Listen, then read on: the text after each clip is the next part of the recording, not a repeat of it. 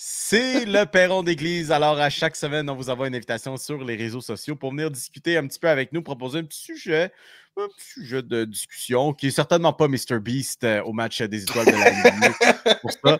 Mais on en a deux qui sont quand même cool cette semaine. Alors, la première nous provient de Mathieu Vachon qui propose un peu un sujet qu'on a touché tantôt, qui dit « Avec l'arrivée du tournoi des 4 nations, je pense qu'on peut officiellement enterrer le match des étoiles de la LNH. On n'a plus besoin de ça. Coupe du monde, Jeux olympiques pour faire grandir la game. That's it, that's all. » Puis, je pense qu'on en a parlé un peu, mais c'est vrai. C'est vrai qu'en ce moment, le match d'étoiles, on regarde la NBA et c'est peut-être que le concept du match des étoiles dans plusieurs ligues, la NFL, je l'inclus aussi là-dedans.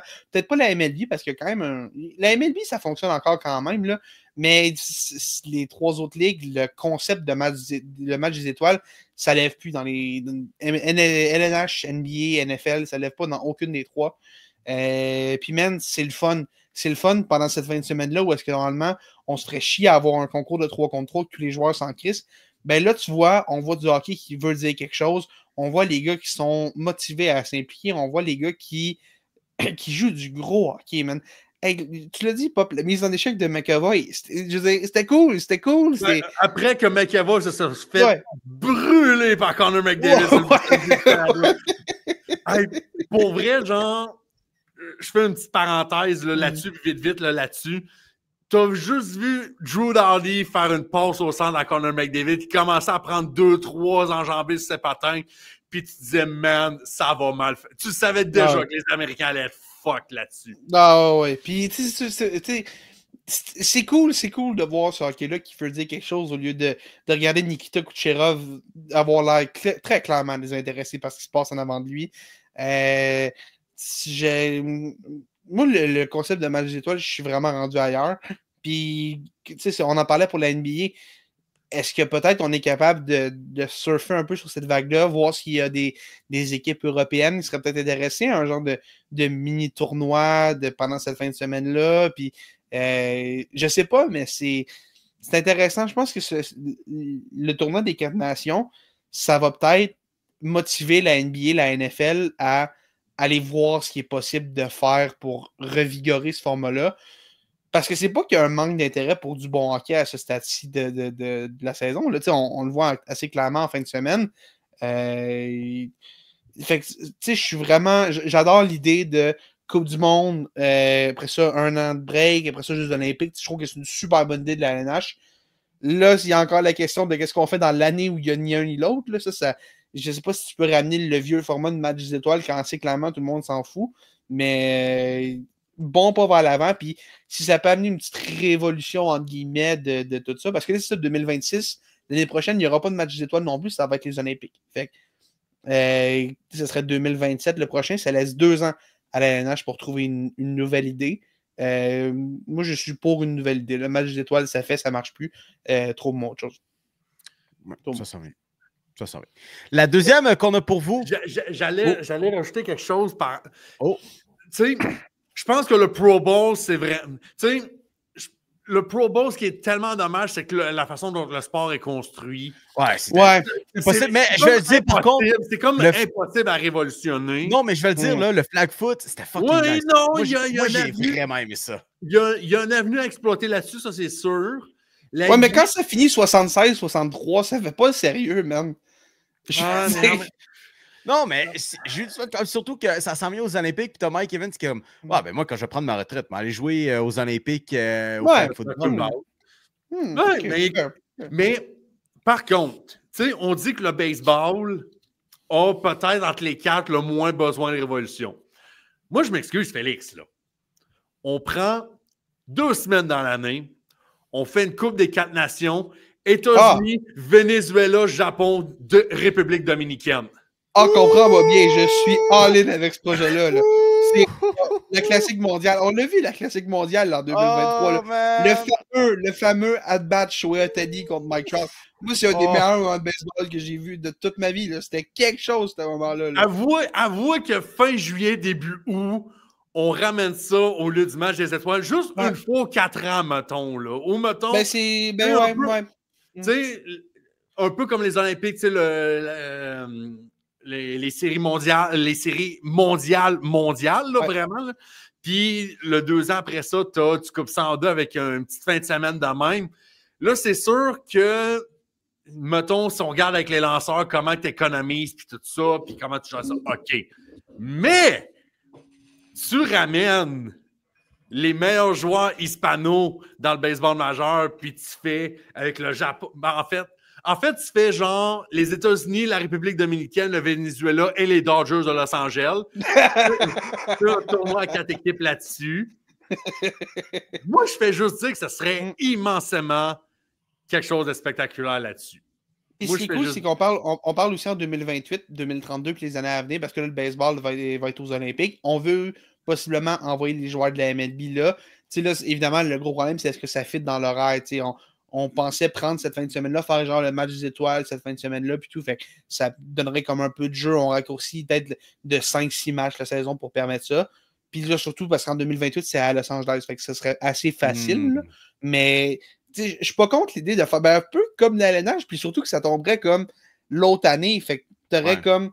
Je le vois un peu, puis là aussi, il y avait aussi des joueurs que quand la classique mondiale était comme en mars, quand était en 2023, c'était comme en mars aussi. Là, fait que ce que les joueurs aimaient moins, c'est que souvent ça venait jouer dans leur préparation d'avant-saison. Puis il y a beaucoup de joueurs qui s'étaient désistés de ça. T'sais, les États-Unis, mettons, je pense que c'est Max Scherzer, je pense qu'il disait j'y aurais été, mais aucune chance que j'aille lancer des matchs importants en mars quand il faut que je me prépare pour une saison au complet quelques semaines après. Là. Pas ta routine d'avant-saison. C'est ça, complètement. Fait que peut-être qu'il y a moyen de faire ça en juillet. Tu prends un 2 semaines de congé, puis vraiment pas besoin de faire plus court. Tu sais, je veux pas une Coupe du Monde à 8 équipes ou quoi que ce soit. Là. Je comprends que l'horaire du baseball est tellement compact que c'est pas possible. Mais juste un 4 nations. 4 équipes, Ron Robin. Ça se fait en 8 jours. Ça se fait en 8 jours. La MLB, ça se réglait en 8 jours. Puis, je suis même prêt à donner une journée de congé entre les matchs à tout le monde pour aider. Puis, ça se fait. Il y a moyen de le faire. Puis, c'est vrai que ça donnerait peut-être un petit peu plus de vigueur à ça. Mais, dans le pire des cas, la MLB, la recette, elle fonctionne quand même encore un peu parce que veut pas. C'est tough de pas tant de donner au baseball. Là, oui, les lanceurs peuvent lancer un petit peu moins fort, mais c'est quand même cool. Là, je me souviens l'année passée quand Paskins était là, a débuté le match, puis a affronté Juan Soto, puis Aaron Judge, puis Gunnar Anderson aussi comme premier frappeur. C'était quand même cool. Là, c'était pas n'importe quoi de oh wow. Il y a peut-être un processus de sélection qui, je trouve qu'on commence. Ouais. Là, ils sont rendus quasiment 60 dans chaque équipe. Là. Ça commence à être un peu insane de ce côté-là. Mais je vais juste dire que c'est peut-être une fois 2 ans, puis l'autre année, c'est un baseball international. Moi, j'ai aucun problème avec ça. La classique mondiale, c'était tellement cool. J'ai aucun problème à ce qu'on la ramène. Moi, j'imagine juste la NBA, genre, tu fais juste ramener des équipes de l'Europe, tu as genre juste Nikola Jokic qui est genre fuck it, je vais aller jouer avec mes chums. On a vu, là, il n'était pas à grand-chose de détrôner les Américains dans ce tournoi-là. Oui. On peut le faire là aussi. Moi, j'ai pas de problème. Hein. Ramenez-moi du point international. Pour vrai, la Ligue nationale a peut-être trouvé quelque chose, man. Il y a peut-être un rôle de pionnier qui peut rentrer pour les prochaines années. Ouais. Parce que la NFL, peut-être pas, là, par exemple. Ça va être un petit peu plus tough pour la NFL. On pourrait avoir un semblant d'équipe canadienne, genre décente, mais. La NFL, là, mets-moi les perdants des 2 championnats de conférence qui s'affrontent pour comme la 3e place. Donne-leur un enjeu, je sais pas quoi, donne-moi quelque chose, là, mais. Oh my god, oui. Donne-leur un cachet d'argent comme ils donnent avec la Coupe de la NBA. Parce que. Ouais, je pense. Ouais. Donne l'équivalent de 50$. Tu garantis une partie du salaire de tous les gars pour l'année prochaine. Oh my god, oui. Non, les gens de la NFL seront jamais capables d'embarquer là-dedans. C'est sûr que non, c'est sûr que non. Puis après ça, t'imagines, genre, les Cowboys se rendent en finale de conférence, puis ils perdent, puis t'as juste Jared Jones qui est genre, calice! Faut que je paye le salaire de ton QB compte pas sa masse salariale pour l'année d'après. Oh! Non. Non, surtout en plus, avec comment des équipes se sont fucking tirées dans le pied avec ce marché-là des carrières. Là. Nope, ils méritent avec comment ils ont payé ces carrières-là. Méritent. Ouais. Non, mais tu payes ton QB pareil, mais il compte pas sur ta masse, ça te donne plus de lousse. Je sais pas. Mais bref, pour finir là-dessus, on sait comment, tu sais, là, on parle de la LNH, en fait, du hockey, puis on dit, tu sais, les Suédois, les Finlandais, si ça. Man, si vous avez jamais regardé comme du basketball international, vous ne savez pas à quel point les équipes européennes, là, c'est spécial. OK? Oui, on rit d'Evan Fournier, on rit de Rudy Gobert parce que c'est tellement le pire joueur qu'il n'y a pas. Mais Rudy Gobert en compétition internationale, Christy, il est bon. Dennis Schroeder qui a gagné une Coupe du Monde l'année avant les Jeux Olympiques. Les Serbes, une équipe incroyable aussi, puis ils ont 3 joueurs en NBA. Là. C'est juste que c'est du monde. Les Français vont te ressortir Nando De Colo comme depuis 20 ans. Gerson Yabusele aussi, qui s'est gagné un contrat NBA sur le dos d'un tournoi olympique fantastique, puis d'avoir dunké sur LeBron James. Je veux dire, c'est du monde qui joue ensemble depuis qu'ils ont 12 ans là, sur les sélections nationales. Fait que la NBA, Adam Silver. C'est ce que le Canada essaie de faire aussi avec son programme national depuis quelques années. Là, comme le même groupe avec. C'est surtout Shea et Jamal Murray qui ont été les meneurs de tout ça, là, mais l'équipe canadienne de basketball qui vraiment essaie comme d'avoir tout le temps le même noyau dans ses compétitions internationales. Puis on le voit de plus en plus, le groupe commence à jeter avec les années. Là. Je m'excuse, mais je ne veux pas tolérer qu'on ne nomme pas Dylan Brooks. Dylan Brooks, c'est l'international qui a l'air de Michael Jordan. Oui, complètement. Il y en a d'autres, c'est Lugansdor, puis tout, il y en a plein. Là, mais c'est on pense beaucoup à Shea et à Jamal Murray comme étant des instigateurs de ce mouvement. Puis là, Chris Boucher et compagnie, là, Andrew Wiggins, qui ont jamais porté l'uniforme encore national. Ils ont tout le temps de quoi cette fin de semaine-là, man. Ils sont tout le temps bookés. Ouais, définitivement.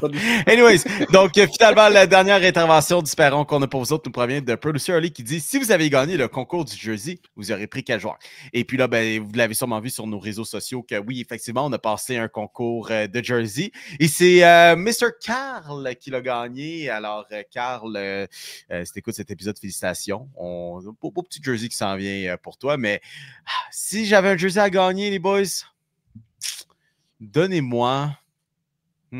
Mais là, on est-tu dans juste football ou on va dans c'est ça, là, parce que le concours, c'était juste la NFL, mais Carl, pour expliquer, lui a demandé finalement un gilet de LeBron James des Lakers.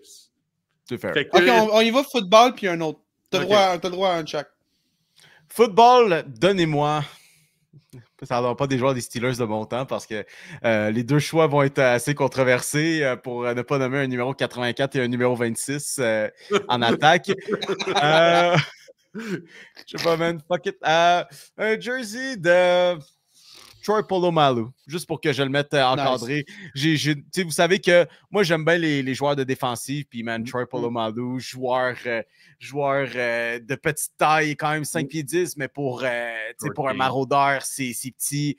Man, juste une façon de jouer au football de 70%. Puis, man, c'est juste un produit d'un autre temps de joueurs, des maraudeurs qui sont capables d'être aussi menaçants, puis d'être aussi bons, puis d'être capitaine des défensives. C'est un art perdu. Je pense que j'irai avec... Est-ce qu'il y a un sample de ses cheveux qui vient avec le jersey? Ça serait fantastique. Ça serait fantastique. Ou genre juste une réplique, genre une perruque réplique de ses cheveux. Ah, man! Puis bien sûr, avec un patch Super Bowl dessus. Et celui qui ont gagné. Non pas celui qui ont perdu contre les Packers de manière assez embarrassante. Puis si j'avais à y aller d'une toute autre discipline, ça, parce que moi, des jerseys, là, je porterai jamais ça. Là. Moi, c'est juste pour avoir dans mon sous-sol. Charlotte, si tu écoutes ça, c'est pour mon Ken's Mojo Dojo Casa House. C'est juste des jerseys qui vont être encadrés. Fait définitivement.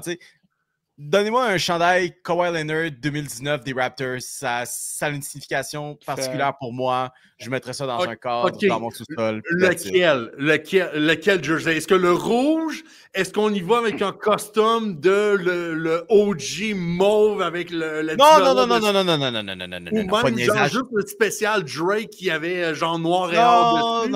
Non, pas de niaisage. Faut juste me donner le jersey régulier. À la limite, peut-être le jersey rouge avec lequel ils ont gagné le championnat à Golden State. Pas un bon pour s'associer à Drake de toute façon. Fait que je pense que c'est une bonne idée que tu restes dans le rouge. Il y a ça là-dessus.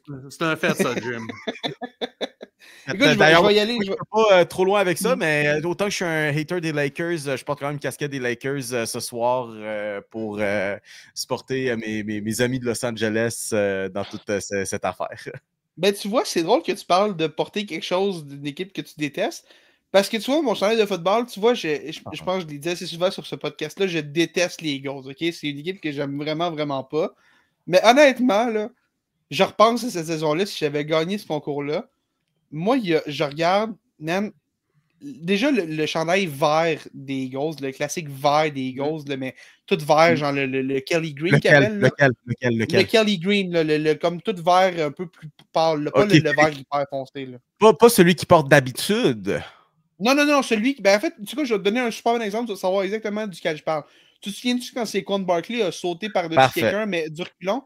Mais c'est exactement ce jersey-là que je veux. Ouais, c'est un throwback. Mais tu sais quoi? J'aime vraiment pas les Eagles, mais en respect pour la saison la meilleure saison de porteur de ballon de l'histoire de la NFL, donne-moi un chandail Kelly Green de Saquon Barkley avec les Eagles. Parce que j'aime vraiment pas les Eagles, mais j'aime beaucoup le gars. Puis honnêtement, respect à Saquon Barkley.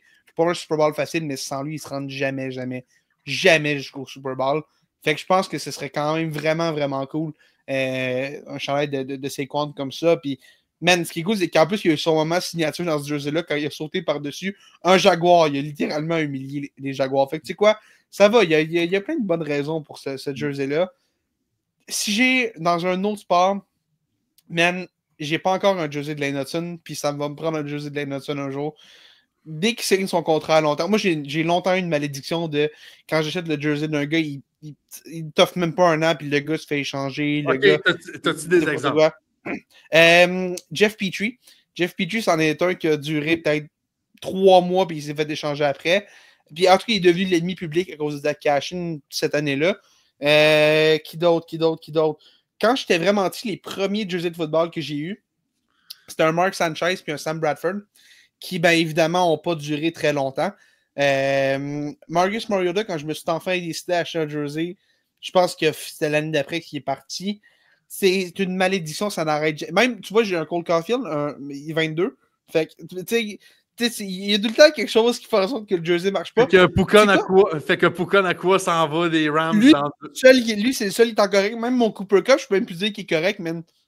Ben, dans pas long, il sera plus correct. Fait que j'ai une malédiction. Fait que tu sais quoi, peut-être que je serais mieux de ne pas prendre Lane Hudson. J'aurais peut-être prendre un Austin Matthews Toronto pour qu'il débarrasse de là, mais tu sais quoi, non, un Lane, dès qu'il signe son contrat à long terme, on y va pour un.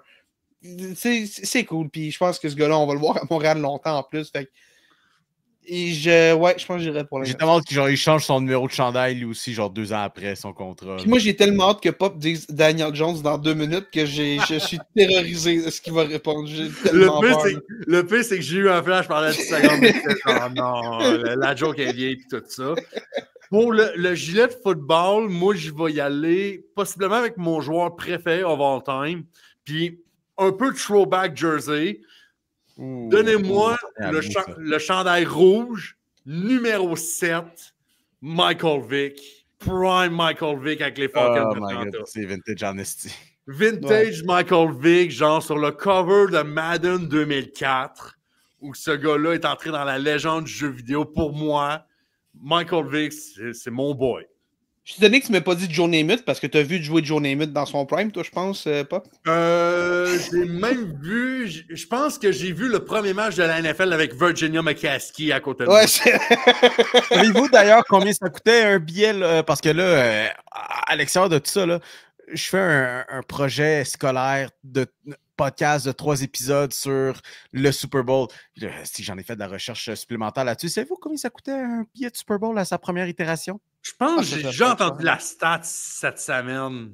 Ça devait pas être cher tant que ça. Je dirais 10$. $6 US. 6. Ouais. Puis à ce jour, le premier Super Bowl est le seul qui n'a pas fait salle comble.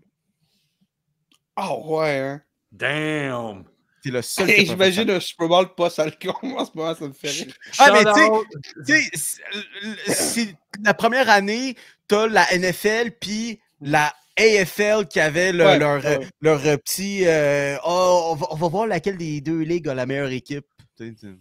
Ouais. Finalement, la NFL a décidé non, c'est moi qui pisse plus loin. Fait que le Super Bowl. Ouais, Joe Namath a rendu ça intéressant par contre. Ouais.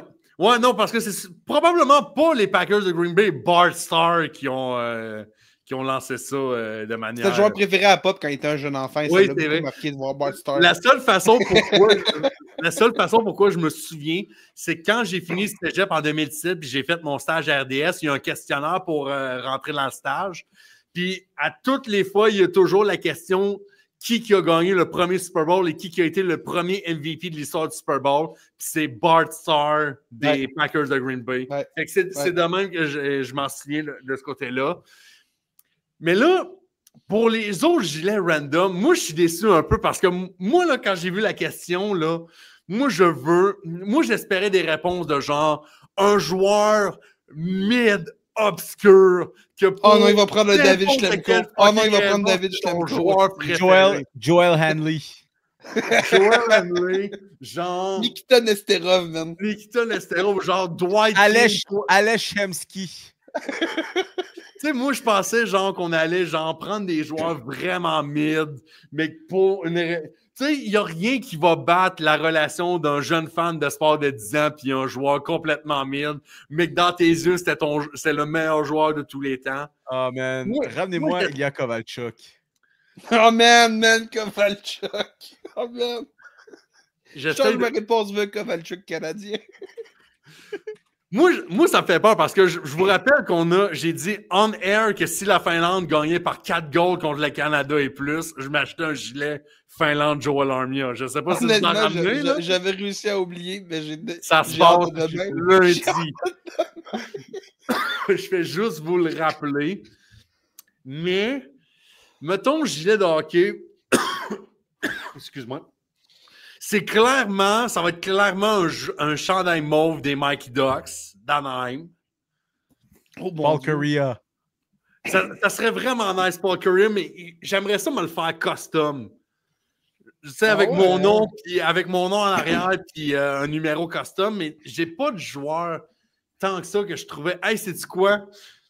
Il était mid, mais c'était mon joueur préféré. OK, bon, écoute, il y a Daniel Jones qui existe, mais ça, c'est une autre. C'est une autre. Sinon, tu pourrais te prendre un chandail des Jets avec le numéro 8 puis juste écrire MVP en arrière. Oui. Aaron Rodgers MVP. Il ne sera pas de retour avec d'ailleurs. Pepperidge Farm remember Aaron Rodgers MVP avec les Jets. Quelle époque. Quelle époque, man, Aaron Rodgers avec les Jets? On a déjà oublié ça.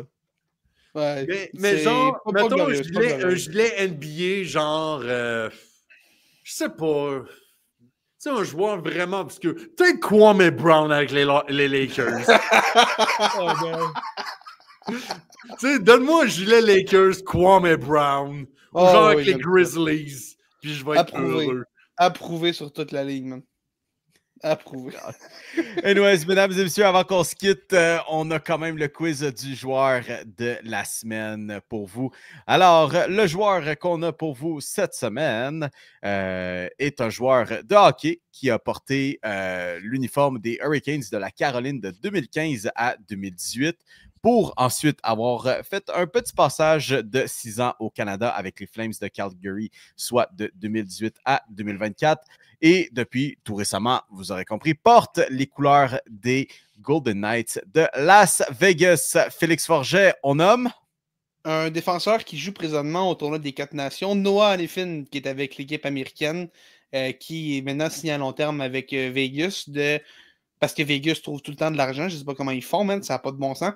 Mais on a réussi à trouver de l'argent, faire disparaître l'argent de Robin Lehner, puis on a réussi à signer Noah Hanifin à long terme. Donc, quand même cool pour lui qui va pouvoir être à Vegas à long terme maintenant. Mais ouais, un défenseur qui s'est mérité une place avec l'équipe américaine. Puis tant mieux pour lui, c'est vraiment, vraiment cool pour lui. Et mesdames et messieurs, c'est ce qui met fin à cet épisode de La Triple Menace.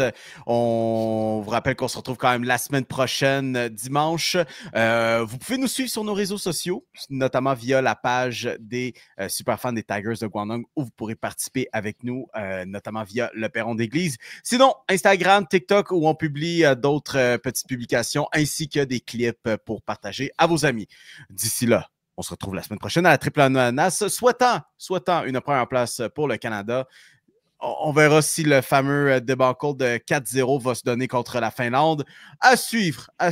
J'ai déjà hâte qu'on s'en jase la semaine prochaine. Anyways, passez une bonne semaine et ciao!